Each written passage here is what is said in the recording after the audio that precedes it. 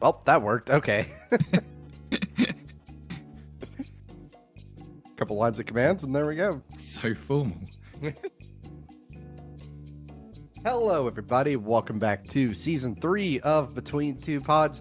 And for Season 3, there was nobody I wanted to talk to more than everybody's favorite podcaster, Dan from Casting Views. Hi, Dan. Hello. Hi, Slade. I'm really excited to be back on this. I have been looking forward to this. So, for people listening, Slade probably won't say it, but when he's been asking, or when you've been asking Slade for people to come forward, I keep saying, can I put on a disguise, or can I call myself like fasting cues or something and come back?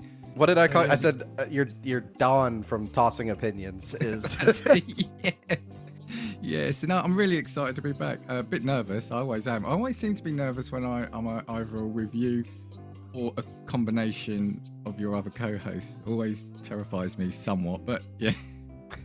I've got to keep you on your toes. Dan, obviously, you're busy. Would you like to tell everybody, first of all, they should know where to find you, but where to find you and what you have going on at the moment? Yeah, thanks, Slade. Yeah, Dan from Casting Views, not Don from Tossing Opinions, so let's not get that to stick. Yeah, no. So, yeah, you can find me across all socials at Casting Views and on podcast platforms, Casting Views. Yeah, general topic podcast, something different each week, although I've fallen into having a couple of regular occurring episodes now, which I'm really enjoying.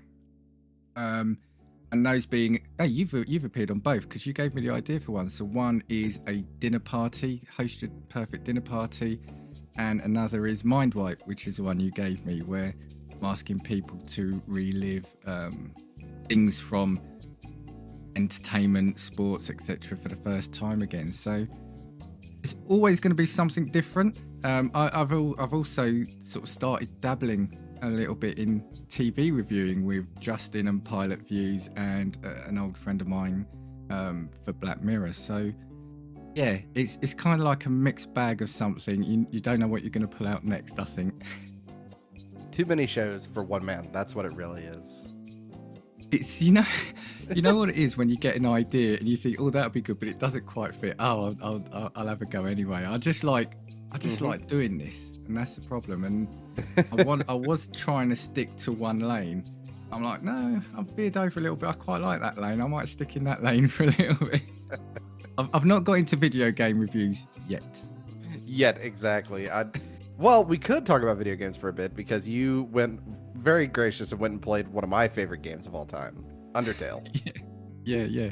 It always made my day when I got a little message from you on Discord about how you were doing. And did you finish it, or was the last boss fight just the last boss fight was a bit too much? Because also I had inadvertently started going down the pacifist route as well, which I think that when I went back to the episode I did with you, you said that's probably the worst one to start with.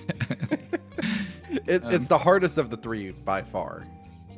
Yeah, that's probably why. It's a great little game. It's a great little game, actually. Not what I was expecting. Sort of the style of it and the humour, and you can feel there's something. I think if I was doing the like the non-pacifist route, I think I'd definitely be having a different experience of the story. You can tell that. So yeah. Oh, well, good. I'm glad you've been. I have the Mass Effect trilogy installed on my Steam Deck.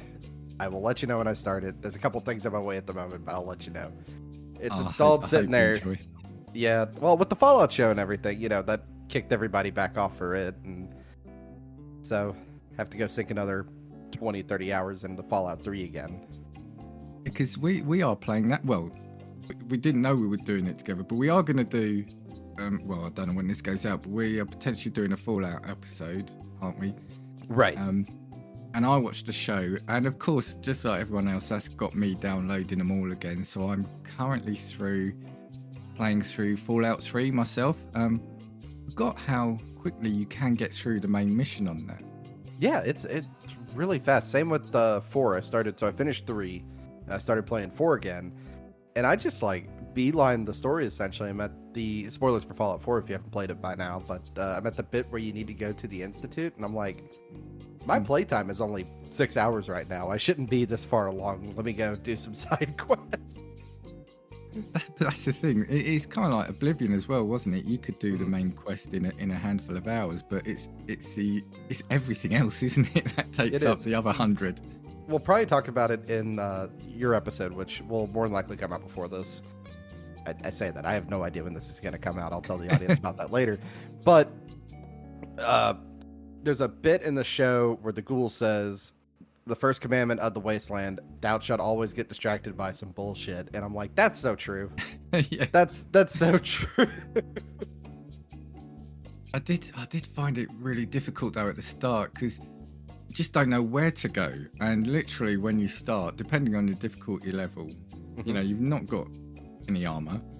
Right. You've not got decent weapons. And I am finding, I'll be honest, I put the difficulty down a bit, but ammo, I don't remember ammo being as difficult to come by in the game as I'm finding it now. I said that about bobby pins were driving me nuts. I could just never seem it. Every time I replay a Fallout game, it always seems like there's one item I can just never find enough of. Yeah, and I wonder if that's programmed in the game. Sometimes it's like I never have enough money for anything, or I just don't have a certain type of ammunition ever. And then in this playthrough, it's like, where are the bobby pins? Where are they? It's funny you were saying that, because I had a little go last night, and I was looking. I failed a couple of attempts, and I was looking at the bobby pins. And I was thinking, I don't even know where I'd go to get them now. Yep. But I have to say, for me, I think the lock picking mechanism in Fallout 3 is quite satisfying. I do like it. It's a lot of fun. But we're not here to talk about games. Dan, there's something that I've been thinking about, because I've been listening to your show for a long time. And you know how I am. I like to put people on the spot. Yes, you do. I do, and I have to put you on the spot right now.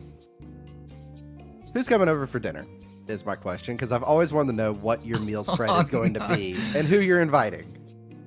You know what? I've been too confident lately, and I keep saying to people, I'm so glad I'm on this side of the questions, because I'd hate to. Are you asking me who my dinner guest would be? Yeah, let's start with our appetizer. What are we having? Oh, appetizer as well. The food. The guests would probably be easy. Because you and I are both foodies. We both love different foods, trying things. Yeah, appetizer is gonna be finger foods. I do like the things where you can pick and just pick a lot of things. So I don't know if it's gonna be like chicken wings maybe, or if you go to a Chinese restaurant, you can get like the little prawn crackers and things like that.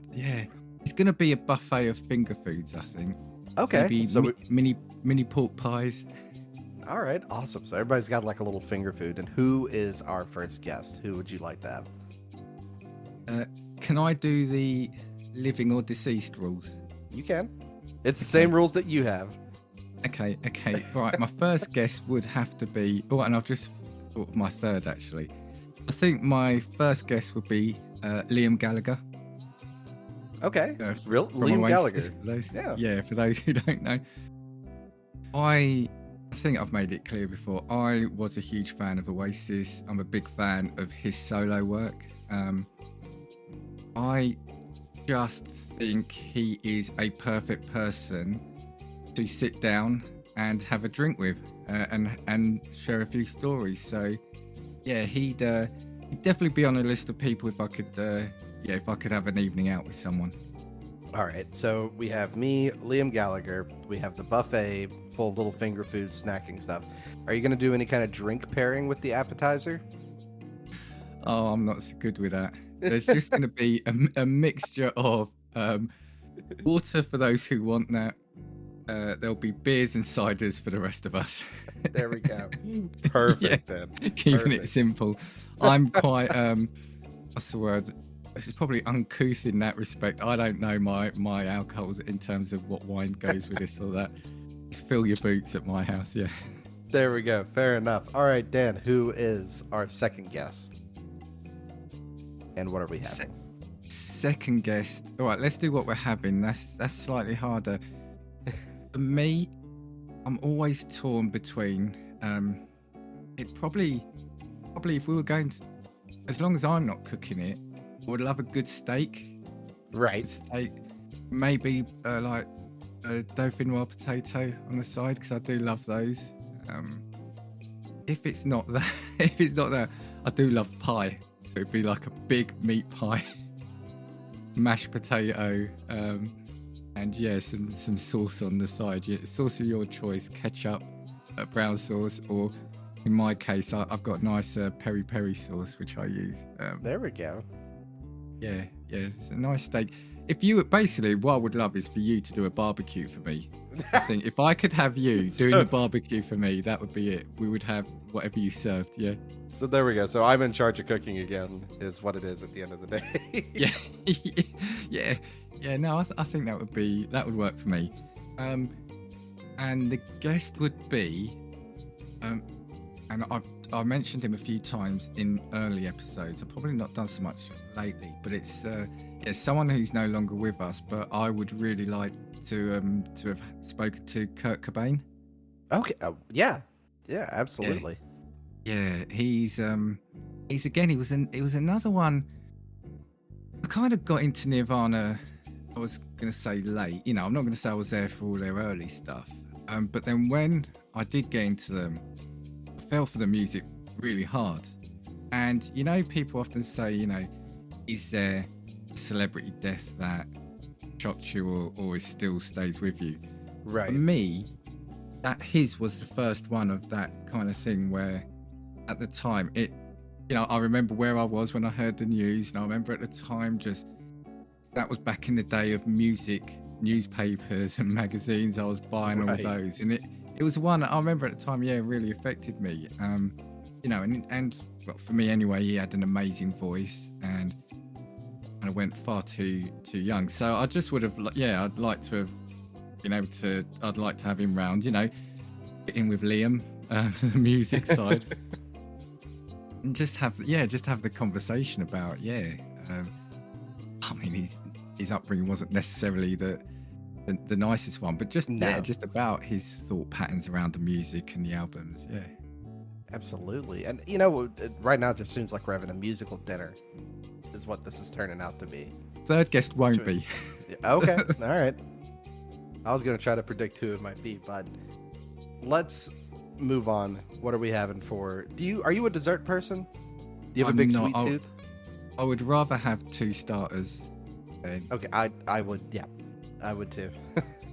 But if I have to, I have mentioned this. This is, I don't know if you've ever had it over there, but this is something very much from my childhood, and you can still get it.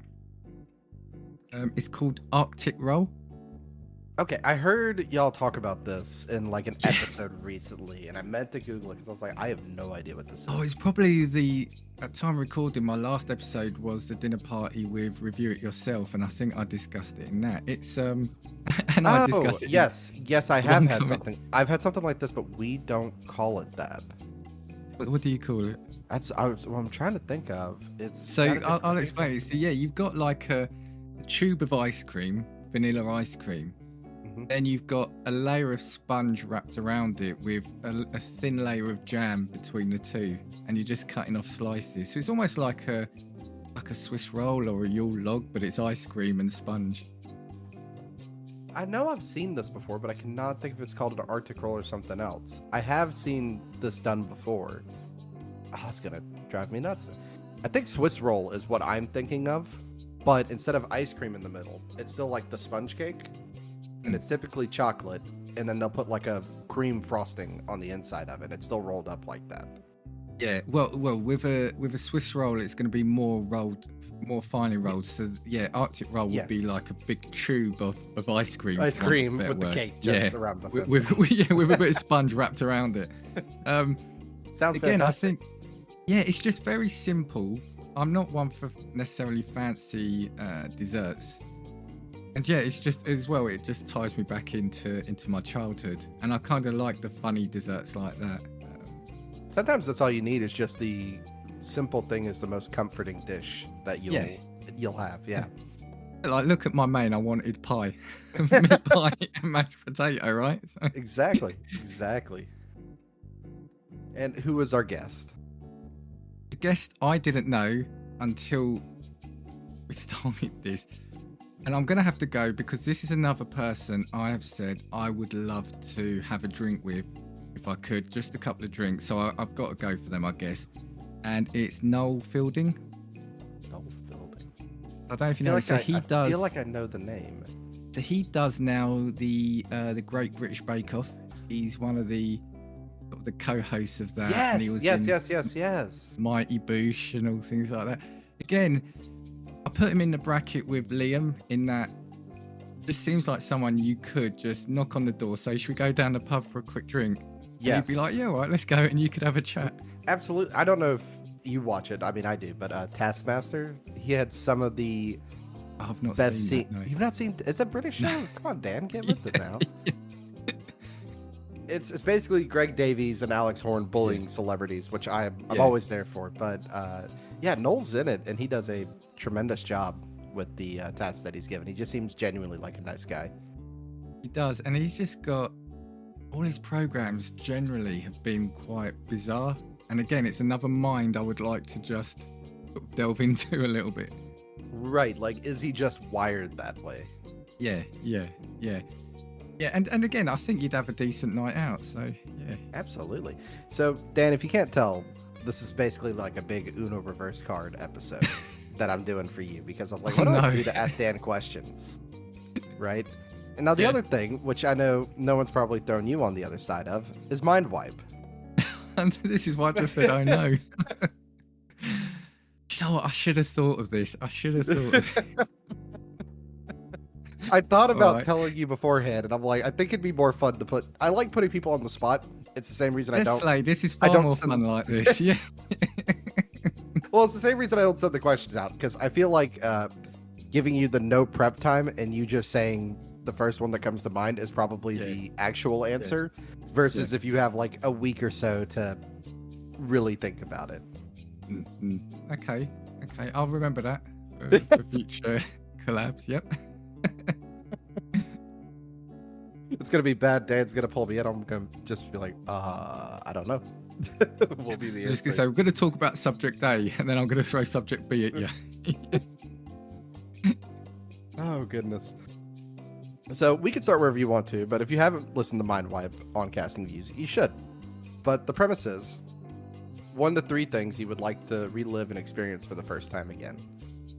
So I pitched that idea. Dan gave me video games, movies, shows, albums, books, gigs, and sporting events. Dan, we can start wherever you want to. No, you pick the order. You put me on the spot as it is, so I'll let you carry that theme on. I'll tell you, let's go in the same order you took me down through, which let's start with games. And I'm going to send you this list in case you need it.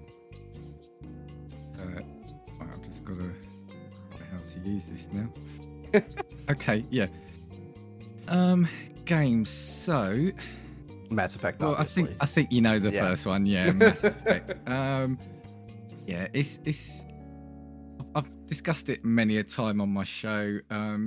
I've got Cat Tsunami now seems to be its biggest fan as well. So I've created, so they owe me some money there, EA or whoever it is that still owns it. Yeah, for me, it's just a proper space soap opera. It's got it's RPG, but it's not too RPG. It's got some good action. It's got great set of characters. It's a game, and this doesn't necessarily feed into why I like it so much, but it's a game I can play that my wife can sit and watch. Right. Because she's not a gamer, and I feel like when I'm hogging the TV, I feel quite bad. But she can't help but get distracted from whatever she's doing to watch one of the cutscenes or the stories. She remembers every time, because I tend to play it yearly. She remembers more about some of the lore in the game than I do, because she's paying that much more attention. Because I'm trying to work out which planet I haven't scanned. Right. Yeah. She's probably over there just invested in the soap opera that's going on with it. Yeah, absolutely. She's not worried about all the war assets and things like that. I'm trying to think which character haven't I romanced yet. But yeah, it's so hands down for me. That would be, I'm not saying it's necessarily the perfect trilogy, but for me, it really does fit the mold of being one I do play it yearly and it doesn't tire. Right. I also think, having played them when they originally came out as well, I don't know if that helped, but like I just said, Chatsunami's played it now all these years later, and I think you said before we recorded that you've not played it yet, have you? And I have not. I've not played it, but it's installed on my Steam Deck. So as soon as I'm off this Fallout kick, I'm off for space exploration. I'd be really keen. I mean, I know it's not necessarily everyone's, but yeah, I hope we can still be friends. Well, obviously we'll still be friends, even if I give it one of my legendary scathing reviews or not. Right, what would be your scathing reviews? Actually, again, it hasn't aired yet, but I did a dinner party episode with Joey and Tim, and we do talk about you a little bit, but there's going to be no spoilers. And, well, I kind of talk about you, so don't blame them. Second game. It's an interesting subject to talk about me, I guess. Yeah, no, it is. No, it's just funny. It's about. Well, we won't go to it, but it's about some of the interactions on Game Club Pod. This is a difficult one because when you've been around as long as I have, there's a lot of games that you like. But let's say, the only other game, and we did speak about this before we jumped on. The only other game that, again, I remember having grabbed me, and I played a few times, and I want to play again, is Elder Scrolls Oblivion. Just completely go back into it blind again, and awesome. It's probably the first game of that type. So I think if I look back, I've always been into like the point and clicks and morphed into the RPG type games. Right. Again, that just felt like the first true game that I played, where you could go anywhere, do anything, random things would happen. You had the different factions, and that all still came together in a cohesive, enjoyable piece. Like, the Far Cry games, huge games. You can do a lot. Right. After a while, I like them, but I do tire of them. It's too much, if that makes sense. Like, yeah. Yeah. And we said kind of the same thing for like Call of Duty at some point when I think it was Call of Duty Zombies came up, and I was like, well, once you're at the point of fighting space Nazis on the moon, you jump the shark, and this is too much. Yeah. It's and also some of the characters they've got in there, and again, it was probably one of the earliest games that introduced me to that you could have so many types of characters, the different races of characters, and they've all got their own their own characteristics and the way the game plays out. I think it's another game that I recently, well, when I say recently, it's probably about 4 or 5 years ago. I think the gap between completing it and the achievements I got on the Xbox then and to when I completed it, there was probably a 5 or 6 year gap in between that, but I still came back to it. And I'd also played it on the PC years earlier. So, yeah, Oblivion was another one that jumped to mind. Fair enough. You played that, right? I've not played Oblivion. So my first Elder Scrolls dive in was Skyrim. Okay, like everybody else. And I infamously have a total of 6 hours in Skyrim before I got bored and quit playing. Yeah. I'll give you that. Yeah. I tried to replay it. Yeah, I tried to replay it recently. Couldn't get back into it. I don't know I think it's just the medieval world setting I get bored of quickly, if that makes sense. Okay. And I don't want to simplify games. I like to. I want to go somewhere and with big gun and blow things up. But yeah, it's just something about the world just seems kind of empty and a little dull. Okay, that's fair enough. So so we have 2 games. You don't have to do all 3 if you don't want to. No. The problem is I've got about 5 for the next one. So let's talk about movies then. Okay. Let's talk about movies. So what are the 3 movies, Dan, that you would like to sit down? Perfect seating arrangement. You have Justin next to you. Bag of popcorn between you. What are we watching? I think the first film is Rocky. Okay. First Rocky. One of my faves. Just love the whole I keep calling it boxing film that isn't about boxing. Right. You know, it's that proper underdog story. The person, all he wants to do is that one thing, and he wants to do it well. You know, and we all dream of being able to get that chance where we can prove that we've got that skill. You know, to Exactly. to excel. You know, when my podcast gets picked up and starts going to millions, that's that dream. You know, it's I want that Rocky moment. But yeah, and it's it's great choreography in that. The boxing soundtrack's great. And for me, it is probably I know it's an easy thing to say, but probably Stallone's finest role. Really enjoy it. I wouldn't say that you're wrong in that. Yeah, I'd say it might be actually his best role he's ever done. Yeah. Thinking about it. All right, so we're watching Rocky. What else are we watching? You know what? Just because it's hit me, so I'm going to go with what hits me. This is so mean of you. Dan's never gonna forgive me. It's gonna be a long time before you see me back on Casting Views. Is what's gonna happen. Yeah. Well, it's funny because movies I tend to forget, but the one that's hit me is Jurassic Park. Okay. I saw that at the cinema when it was released. I think it was 94. So what would I have been? I would have been about 15. I would have been born. Oh wow. I think it still holds up as one of the better films of the franchise. I think the graphics, the special effects, I think still hold up.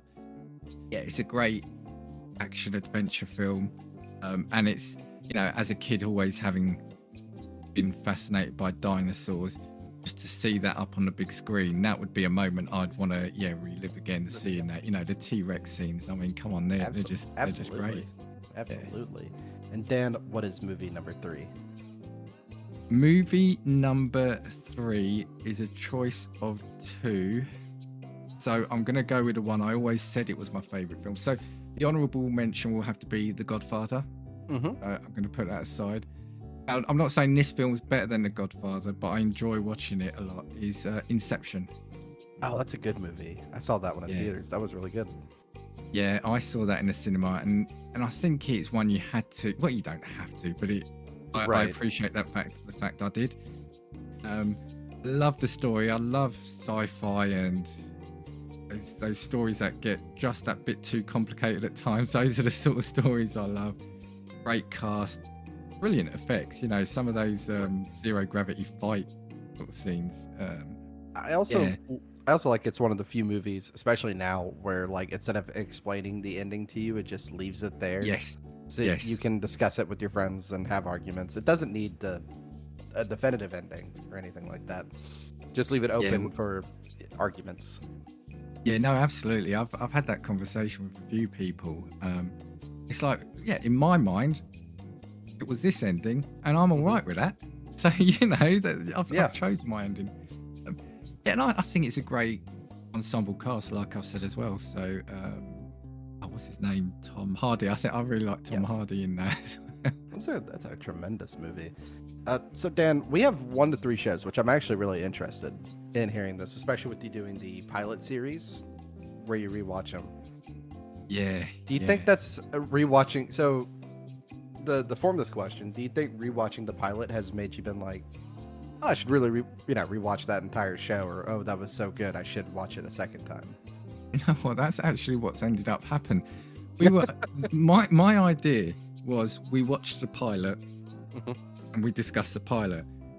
But it's ended up we watched the entire series and then kind of discussed the series. So pilot views is kind of a little stretching the truth of that episode title a bit, which is fine. But when it came to Cheers, that was 11 series. 11 no, seasons. Absolutely. And Dexter, we just recently done Dexter. That's out tomorrow, actually. Okay. That was 8 seasons. That's heavy going, watching 8 seasons of Dexter in a couple of weeks. Absolutely. That's one of my parents' favorite shows. Actually, they love Dexter. Have you seen it? No, I have not. They said the ending falls a little flat. They said it gets really weird at the end.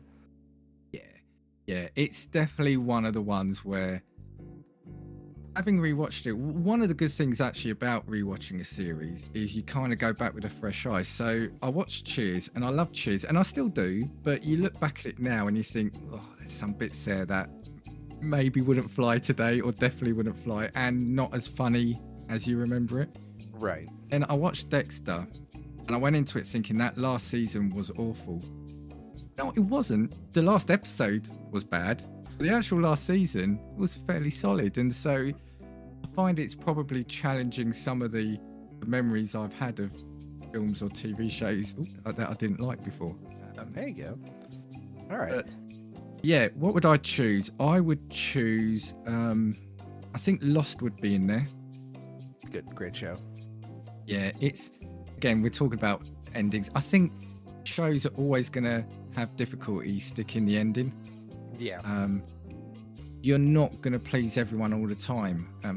I'm one of the few. I think I was all right with the ending of Lost. Okay. You know, I think it did okay. It's not necessarily best, but I'm not going to say it's a worse thing. For me, it did enough to tie up the show for me. But as a sort of cultural, it sounds really cliche, but cultural phenomenon, you know, Lost, especially over here in the UK, it was one of the big first, felt like glitzy, regular weekly American shows that kind of debuted to really big fanfare kind of in my generation. So yeah, I just think the twists and turns, the sci-fi elements of that, the mystery of the island.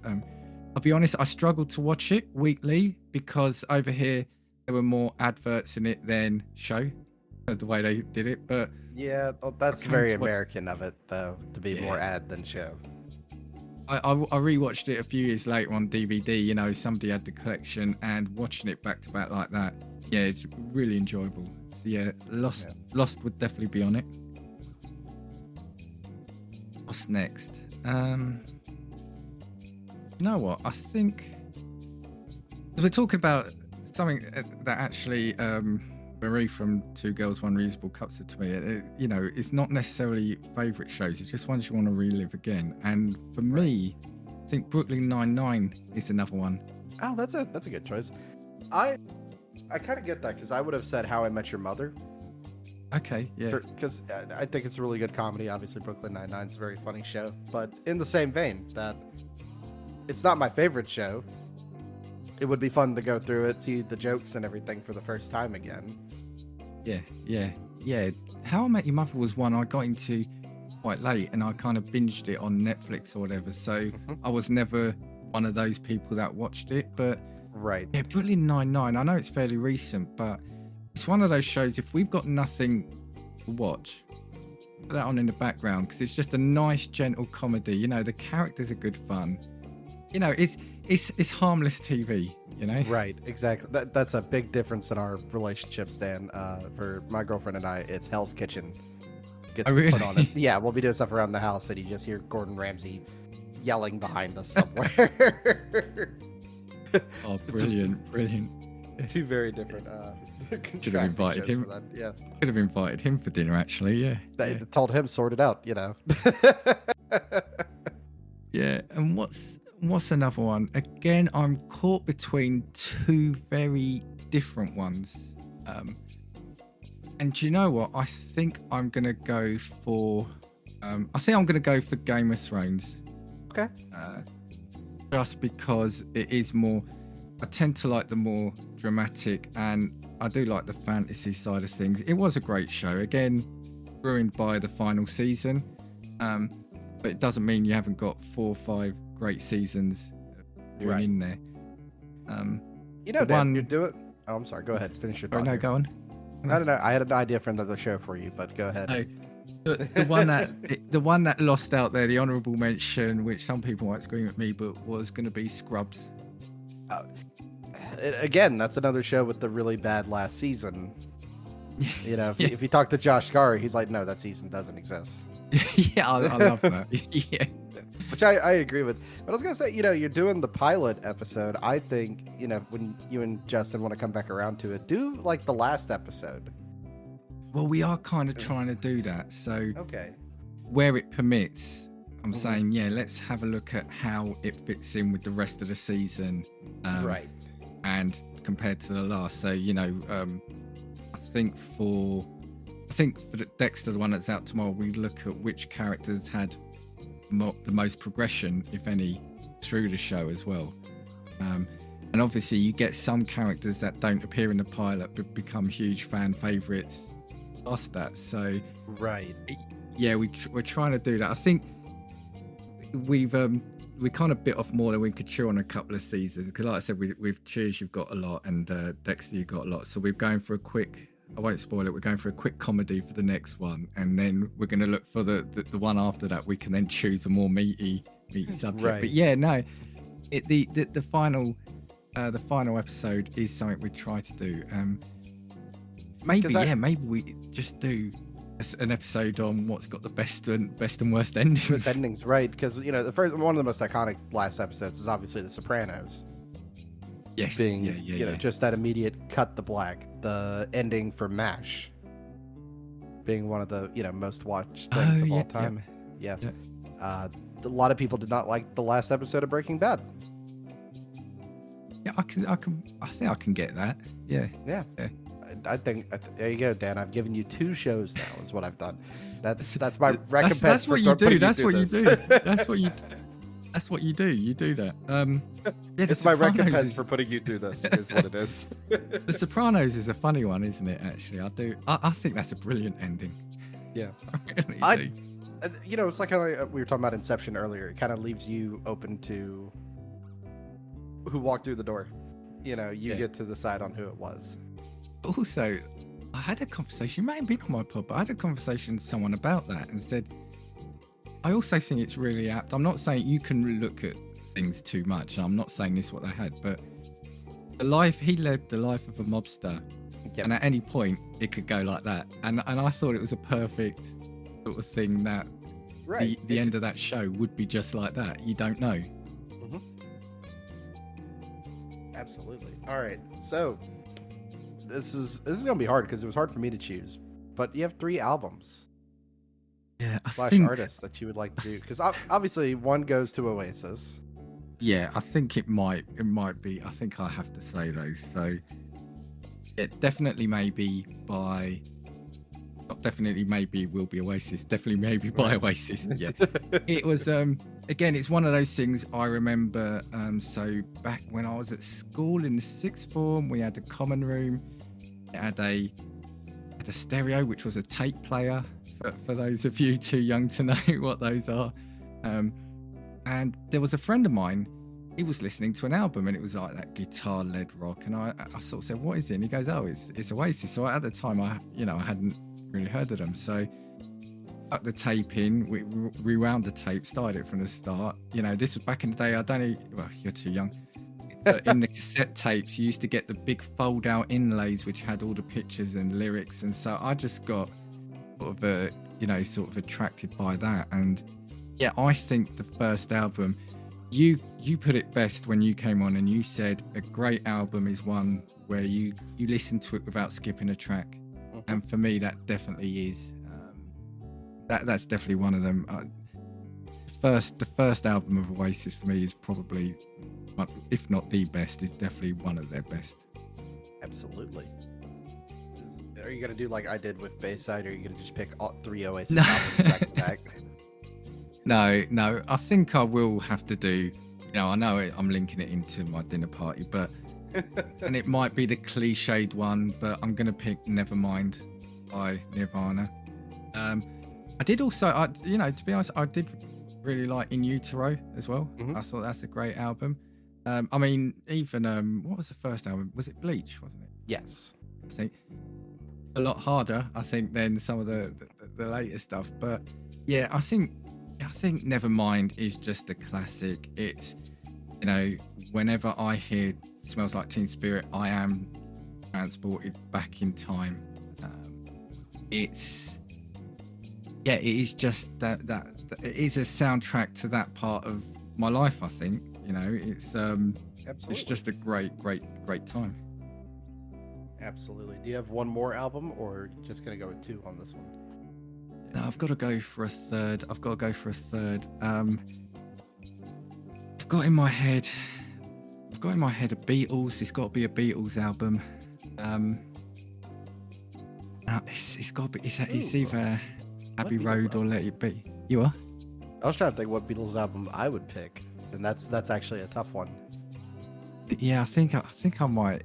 Even though it's their last one, and it might be because of that. I think I'm going to do Let It Be. I think. Yeah, that's actually a really good choice. Because I was thinking back there, I have the Beatles live at the Hollywood Bowl, but I don't really know if that counts as a live album or a show. As just an album or a show, because it is an album, but it was also a live show. So what do you thinking? Why not? Yeah, no, why not? Why not? I mean, you and I have spoken, I think, before and after episodes about. I love the Beatles as well. I think incredible. I think the thing that I've said it before that has always surprised me is how short-lived they were. Yes. In real terms. Yeah, I think that's always. It's like 7 years, 7 months, and then it's like 3 days. So they almost hit a 777 on their lifetime. But if you look at the amount of content they've made, that's exactly it. But what? Also, the life they had during that. It's like it was full on. Yep.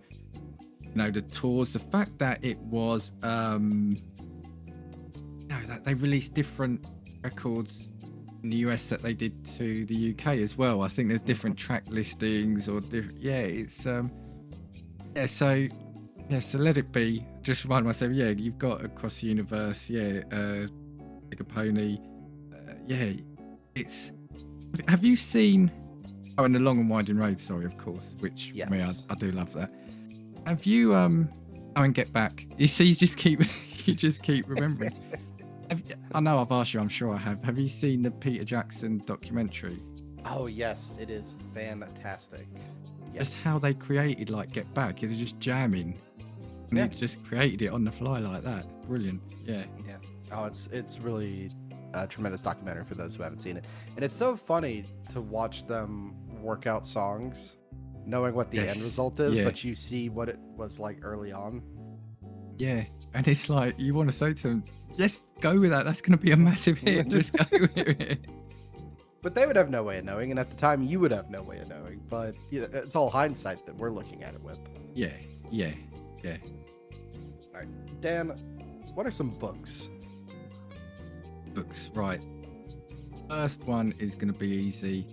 I'm not a massive reader of late, but the first one is called Yes Man by Danny Wallace. Okay. There was a film made of it starring Jim Carrey. Book I think is better, but it's. So I don't know if you know. Danny Wallace. I don't know what you call him. I think he was like a journalist, but then ended up being like a kind of like TV personality stroke pundit. Right. He did a series of books like this, but this one was about him. He couldn't say no to anything. So if anybody asked him a question, or if there was an advert in a magazine that said, "Do you want to do this?" he would have to say yes and go along with it. And it's just such a. I'm going to use the word lovely. It's such a lovely book because along with it, it's kind of about the relationship he's having as well. But it's just also about, we've always been, or I think most of us have probably had that moment in time where it's like, oh, what if we'd have just said yes a bit more? I wish I'd have said yes to going out that night, or I wish I said yes to go to that place with Slade. Yeah, right. I like that sliding doors mentality, I guess, isn't it? Right. Right, books. What else? Recently, this might be cheating as well. I've not completed it, but I remember reading it. Oh, I tell you what I am going to say, actually. I'm going to go back in time. I got bought for Christmas, randomly, when I was young, the Alien book. I think the omnibus of Alien books. So okay. I think it was 1 to 3 at the time. That was probably my first also sort of experience of film tie-ins, if you know what I mean. So then as a kid, I then started buying some of the books that I remember randomly having a comic book of RoboCop when I was a kid as well. Now you see how violent that is, right? And they did like a comic book version of RoboCop, which I remember having. But yeah, just the Alien, because again, it's just a great film. And I think in the book, you know, books can often give you that sense of tension, Right. And fear a little bit more. Yeah, because your imagination can always make something, you know, better than really what appear on screen. Just because yes, limitations of, you know, what either CG or practical effects can do. So yeah, in your head you can make it so much worse or better depending on what you're reading. yeah. And the final one, I was just checking the year of it. I was initially going to say Jurassic Park, but that's cheating because I've already picked that for the film. But again, that was another book I absolutely loved. Did you know what I'm going to pick, right? And the only reason I'm going to say that was because at the time, it felt like an achievement for me to have read it, because it was so, or it felt so big at the time. And I just want to make sure I'm getting the right one. It's a Tom Clancy book, or Tom Clancy, and I can't remember. I'm just checking it. This is the thing about sort of the memory and saying I'm not a big reader. It was I think it was Clear and Present Danger. Okay. By Tom Clancy. Just as a kid, I remember seeing it in a bookshop, or maybe even got it from the library, and it was just a beast. Well, for me at the time as well, it was just like a beast of a book, and I set myself a challenge of just getting through it and reading it. And then that kind of then put me on to the Jack Ryan set of books. So I said to someone that I'm the sort of person, when I was into reading, the minute I read a book and I liked it, I would then have to read everything by that author. So I read all the Michael Crichton books because I read Jurassic Park. Yeah, I read there was Clear and Present Danger. I then read the Jack Ryan books, which is fairly hard going actually, because they're very technical in the military terms and that. And right. I was a kid. Did the same with Dean Koontz. So I read one of his books, so then ended up reading all of those. So yeah, I kind of go in hard when I fall for an author. You gotta go in there deep with them, Dan. Yeah, absolutely. So we have our books, we have our albums, we have our shows, we have our movies, games.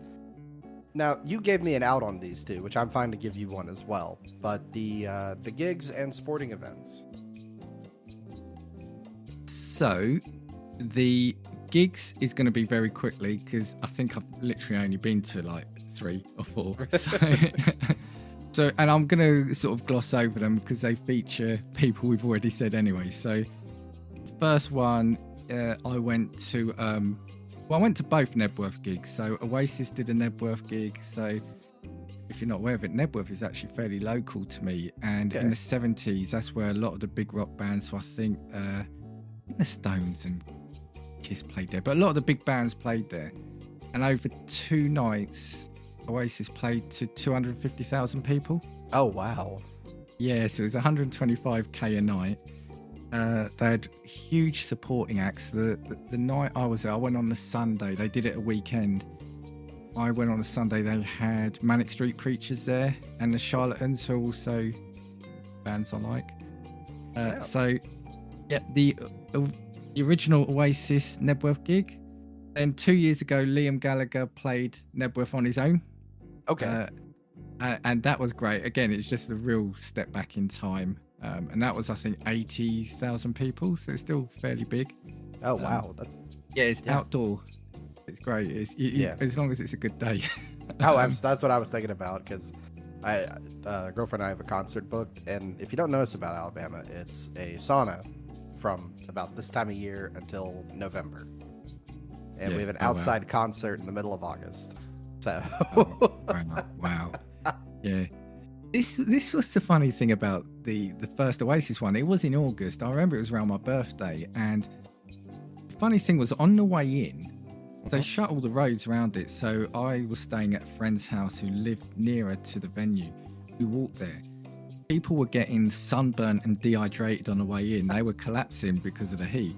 Then on the way out, it was pouring with rain, and we were getting soaked in the rain in the evening on the way out.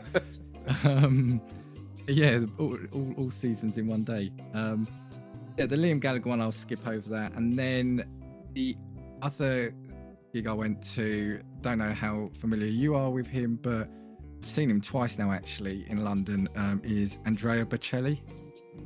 No, can't say I Like the Italian. He does opera, but he also dabbles in a bit more of the what's the word? Not pop music, but more chart type music. But yeah, generally opera singer, the blind opera singer. Okay. Oh, yes. Okay. Now that actually, I think I've seen that before. Like, scrolling Instagram or whatever, but I've not gone off and listened to it. Yeah, I had been waiting years, and I think it was 20 years since I first had the opportunity to see him, and didn't. Then we never did it. I don't know how many times he toured, and we just didn't. But a few years ago, I think it was just before COVID, got a chance to see him. And that was it. I'll be honest, reduced me to tears because I was so happy to see it and the way he sung. So he sang a couple of the classic songs of his, and yeah, I then followed up 2 years later seeing him again.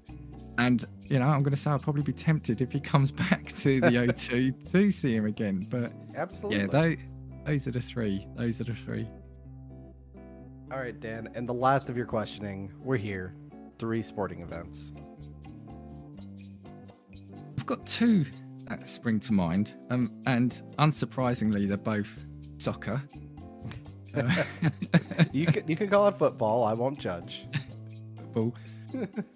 So one is I kind of part of another podcast, a football podcast as well, and one of the first things we said on that was, what are some of your moments in football? And this is going to sound weird one, right? Because everything is, you want to relive it for the first time because it's happy. But it was the World Cup 90. My family Italian, so nationally I support Italy. And we lost to Argentina in the semi-final on penalties. And again, so what would I have been? I would have been 12. Yeah, I would have been 12. Trying to maths not mathing with me today. And as a kid, that reduced me to tears. And yeah, not happy. But I think that was a moment I realised at that time that I loved football, because I thought if it can make me feel that, then this is something I'm gonna really enjoy. And fast forward 30 years later, I wish I could tell that Dan, don't follow football because it's just going to annoy you in the future and upset you, and yeah, you're going to get really frustrated with it. But the Dan of 1990, that was, I think, the moment I realised where the football, what a roller coaster ride it could be. Absolutely. Then I jumped forward to 2006 when Italy did win the World Cup, and obviously that was a really enjoyable moment. And I'm going to leave the third moment for my third appearance on this, because at the moment, mine and Joey's team are vying for a really important position in the league. Now, his team have got pole position, and I think they're going to grab it, but you never know. So if my team can beat his, that'll be my third moment. There we go. We'll come back. Perfect. We'll have to get an edit on this episode. For you to come back, just gloat, be smug, extra happy about it. Do some DLC. Yeah. No, his team have done it. His team have done it. We're being very, what's the word, amicable about it in our WhatsApp chats. Yeah, but I know he's very happy and I'm really fuming. But I can tell you right now, he's over there being smug. I know Joey well enough to... He's probably there today. Oh, no, I think they play tomorrow, but he goes to all the games. So that's something. Well, actually, do you know what? That's what I'll also say then is... It was when I went to my first football game, I think. There is something about... So I support Tottenham. This was in their old stadium, but there is something... I've been fortunate to go see football in some other countries as well. Right. I will never not enjoy the moment where you're walking through the stadium, because you generally come in sort of underneath or obviously from the outside. You're walking through the internal bit where they sell you all the beer and everything.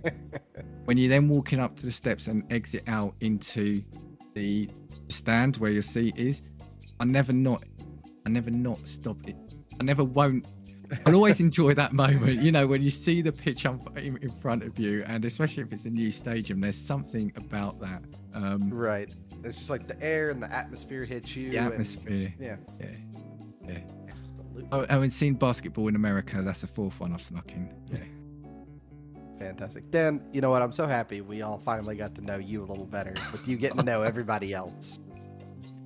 It's so cheeky. Well, when you're asking to come back on, I was thinking, how do I do it? And then it dawned on me, no one's ever asked you these questions. I'm like, perfect. Perfect. Like I said, I got too smug. I was saying to Marie in that one, I'm so glad I'm on this side. I'm so glad. That'll teach me. That'll learn me.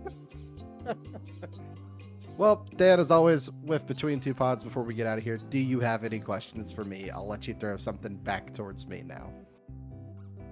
Do you know still what? Putting you on the spot at the end of the day. That really is still putting you on the spot. No, I did have some, but they've gone out the window because I've been completely taken aback by this. So yeah, absolutely, everyone. I did not know this was going to be the format. I guess I can't remember if I asked you. Oh no, I think I did ask you it before, but I know you're dabbling in the anime side of things now. Yes. Now, so is there still anything else? You know, like for example, we've been talking about this mind wipe and things like that. Is there another sort of little string to the bow you'd like to add for yourself in terms of conversations? Not really.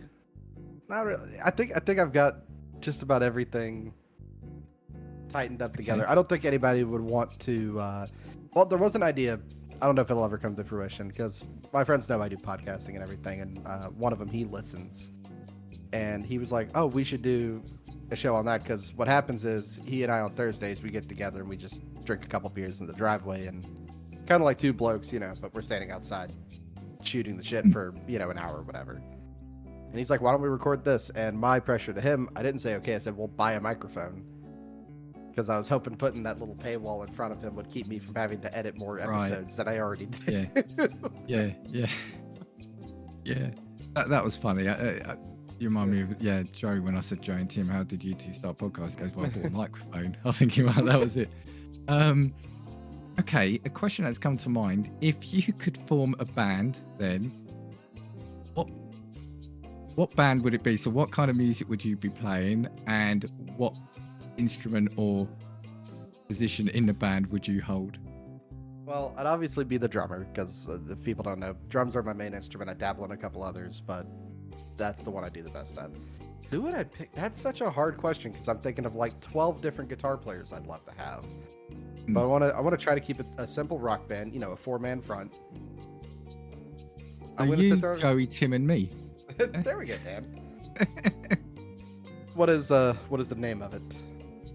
Well, that's for you. It's your band. Yeah. No, the question's back at you. Casting pods? I don't know. I was trying to club casting. I'm trying to combine the two names to make the band name. No, and what sort of music is it going to be? I would just stick with straight rock, a little punk rocky, because that's what I typically listen to. And I don't know who would I pick?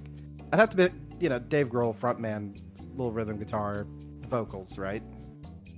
But I think on the bass, I'd have to pick Les Claypool because he's the only person who could keep something funky and entertaining enough, right? Okay. And then, who would I pick for the other guitar position, though? I think I'd pick Anthony Ranieri. So he's the frontman singer for Bayside, but he's also their writer. He used to do their lead guitar before they didn't have a lead guitar in their early days. So between him and Dave are both talented enough to do leads, so they could bounce it back and forth. But between their two different writing statutes, and then you get the little funkiness and weirdness of Les Claypool. I can just do the backing beat behind them. This is going to be the funkiest band ever, but it should work. Okay. I think I now know your answer to this next question. But let's see. So if you could be a professional in any sports, the top of the game, what would it be? It'd be golf. It would be golf. That's the thing I knew about you now. Yes, I was interested. I'm still absolutely fascinated about this golf part of you. I went and played golf actually Thursday, so a few days ago. Played in a work tournament, which work tournament, big air quotes there. You just take a couple clients, have some drinks, go play 18 holes, and have a good time. And it's fun. So doing the tours around the world. Have you seen how much those guys make too? That like never have to worry. You could win one of those tournaments. I'd be set for life. Yeah. They're any professional, but they're even tennis players. I mean, the amount they're getting for playing tennis, even snooker. I saw a thing about Scheffler, who's a professional golfer. His caddy's earnings, right? So if you don't know, it's the guy who carries the bag. He gets a percentage of the winnings. Let me see if I can find this here. Scheffler. I know this is really entertaining me Googling things. Oh, please don't tell me they earn a lot, because I could carry golf clubs. But don't the caddies also have to work out the shot and all that? Yeah, so there's a lot they also have to work out as well. Where did I have it? So Scotty Scheffler, his estimate, because Scheffler won the Masters, right? Okay. So for a couple days of carrying the bags, 1.5 million. Wow. Yeah. See, I can carry bags, and I can also say, Slade, you've got to use that big hitty one now. The big hitty one, the one that hits it far. Yeah, exactly. You need to use this club right now. So when you play, and I don't use one of these so when I grew up playing was mostly in like high school and college, and you had to play by the PGA, or the Professional Golfing Association. Their rules, which states that you're not allowed to use distance measuring tools. Okay. So I just have to be able to look and be like, that's probably about 100. Well, for you to be like 125 meters, 130 yards, kind of thing. Yeah, I have to be able to look and eyeball it. Okay, so if you couldn't play, well, I was going to say, sorry, if you couldn't play golf, what sport would you be? You're not allowed anywhere near a golf course. What sport would you do? Not allowed near a golf course. What would I do? I think a part of me wants to say I would do hockey. I know that seems very weird for some ice hockey. I know that sounds weird for somebody from Alabama to say, "Oh, I'd love to play hockey," but we go to the hockey games pretty often here. Yeah. And they're just so much fun, and it seems like such a fun sport to play. I know there's the part where you're just beating people up for, looking at you the wrong way in the sport, but it seems really intense and fun and energetic. I would say, which this again, Dan, you're gonna get another weird thing out of me. I think I told you this, but I have a black belt in Taekwondo. So if I could, no.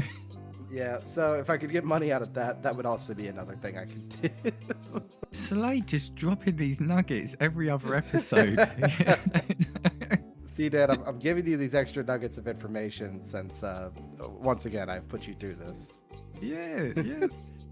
And there's no reason why anyone shouldn't be doing anything, but it's something you've never, you kind of, mind you, I guess your podcast doesn't normally lend itself to talk about things like this, but, Taekwondo golf, what a combo that is.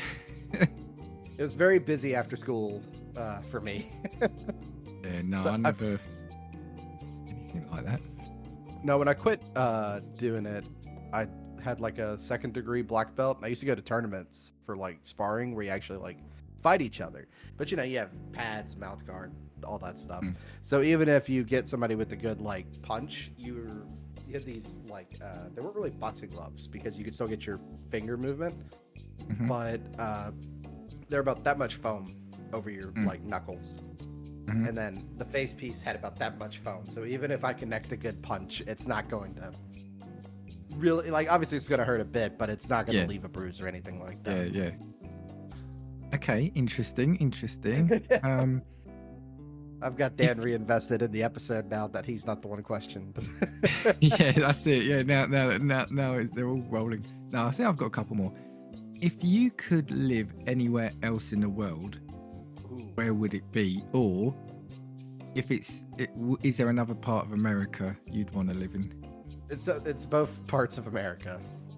Okay. Because I know a lot of people. It's like, oh, I hate this, that, and the other. I never like to look at it that way. I don't think I want to live in any other time in any other country. Shenanigans be got, because everywhere you go, there's going to be something that everybody says, oh, this country's going downhill, and we're going to the doghouse. Well, whatever. But I like to look a little more optimistically. But there's two places. For Austin, Texas is one of my favorite places in America. Between the live music and just the fact that it's a cool little college town, it's just a lovely area. But there's a spot here in Alabama that's like my favorite, and that's at Gunnersville, which recently the girlfriend and I took a trip up there. Mm-hmm. And we rented a tree house and did some, glamping or whatever, just the two of us. And Lake Gunnersville, just the area is so nice and so beautiful. The whole town is built on the edge of the lake, and when we got there, I kept telling her how pretty it was, and we pulled up, and there's a grocery store chain called Publix. And she's like, why does the Publix have a view of the lake? Like, everything is, built on the edge of this little mountain, essentially, looking down at the water. Wow. Everywhere. It's hard to, not, be lakeside, and the lake comes in from the Tennessee River. It's really pretty. What you said at the start, absolutely. But for me, it's like, so I've said to people, I would love to live in America, and people say, oh, why do you want to come over here and that? And I'm saying, look, obviously, I won't get political, but you said yourself, every country has got its issues. But for me, the thing about America is you are so blessed in having all the landscapes. Mm-hmm. You've got the mountains, with snow, you've got the deserts, you've got the marshlands, you've got the sort of like the rolling scenery, the greenness. And the thing is, you've got miles in between it, so it's all got space as well. So it's just, you could go to all the weather systems or the land types within your own borders. So it's like, So living where I do, place. Living where I do here in the center of Alabama, I'm not from, like you said, the wetlands. That's actually a big part of our region. Is a lot of wetlands. If I drive 3 hours south, I'm at the beach. If I go 3 hours north, I'm in the mountains. Right. We drive for 3 hours. We're still just down the end of the road. Right. So, no, I get it. And I think you and I are both tiptoeing around being political with this. But like I said, everywhere you go is going to have issues. Everywhere you go is going to have some political nonsense. You just got to pick the nonsense you're willing to put up with. Yeah, and that's what I'm saying. If you took that out, I love this country. I love England. It has got some nice scenery, but we've got to travel a bit because we're in the boring flat bit. Right. But like I said, I would look at America because you've just got it all there. Like I said, you can go on holiday without going on holiday. Almost, that's for me. That's where that kind of question would come from. Yeah, next month we're going to the lake, and we're going to meet my cousins up at the lake here in Alabama. It's like an hour drive for us. Yeah. It's like an hour away, but hey, so that's fine. Yeah. So cool, yeah. All right, I think I've got two more, and I think then I'm done. This one's a bit of a really random one. So, if you weren't doing the job you're doing now, and you couldn't be a professional sportsman, what job do you think you'd be doing, or would you ideally be doing if you weren't doing? So I kind of fell into what I do now, into geotechnical engineering. This was never my intent to work here. So I work for the family business. My dad and granddad founded it. Next year, January, will be 50 years in business. I was in college. I was working for a fast food, semi-fast food, the ones that charge an extra $5 for whatever reason, upscale fast food is what I want to call it. Yeah. It's a sandwich chain called Firehouse Subs. I was working for them as a weekend manager, and I hated it, but it was the only time they could work. So I would do Saturday morning and closing, Sunday morning and closing. And then I only had classes on Tuesday and Thursday, but they wouldn't work with my college schedule, so I could only get those 2 days, which sucked. And I hated it. My dad's like, well, just come work for me in the lab, and I'll let you can come and go as you please for college and work the hours you want. So I started doing that, and I was interning at a predominantly online university. My actual degree is in computer systems information, with a background in Cisco networking, Linux, and hardware management. Okay, fine. That's my actual university degree. Obviously, I don't use that now. I play with dirt for a living. I was interning there. I had a job lined up there, so that's probably what I would have ended up doing. Okay. My dad fell extremely ill with he had sepsis, and he had a staph infection in his heart, and he basically like went down overnight. So at that point, I just kind of had to jump in and take over, and I had to tell the people at the university I was going to work for. I said, "No, I can't do this. I have to help take care of the family." And last November, made 10 years of working there. Cool. Well, congrats. Yeah.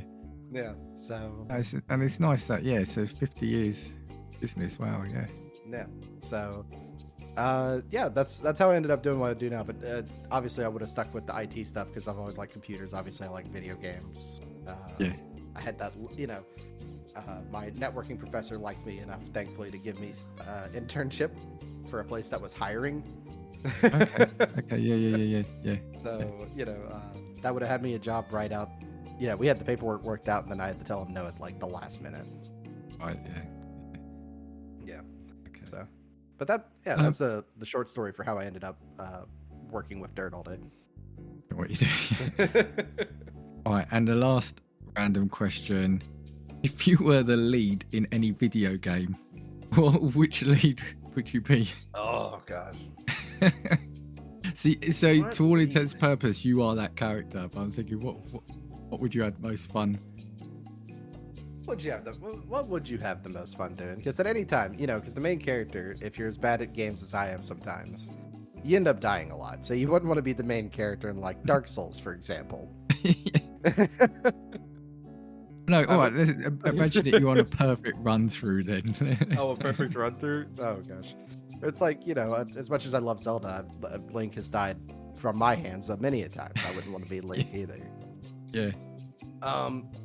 I've had somebody ask me something like this before, but I said I'd be the main character for a Persona game because half of it is like life simulator, and then the other half is where you're in the fake world fighting monsters and everything, and then you get to go back to your normal life and work your desk job or your little day job at a convenience store or whatever.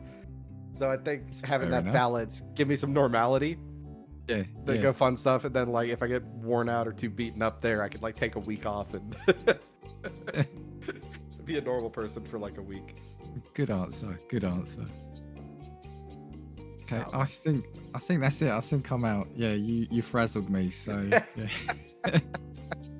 Well, Dan, thank you for being the first guest back for season 3. One more time, could you give everybody your plugs, where to find you? And I'm gonna say sorry again for not telling you I was doing this beforehand, but I thought it was too funny to not, so I had to do it to you. No, thank you for having me on again. I do love talking to you. So yeah, you can find me at Casting Views across all social media and podcast platforms. And this last little bit is mainly for the audience. I'm recording this first one here at like the beginning of May.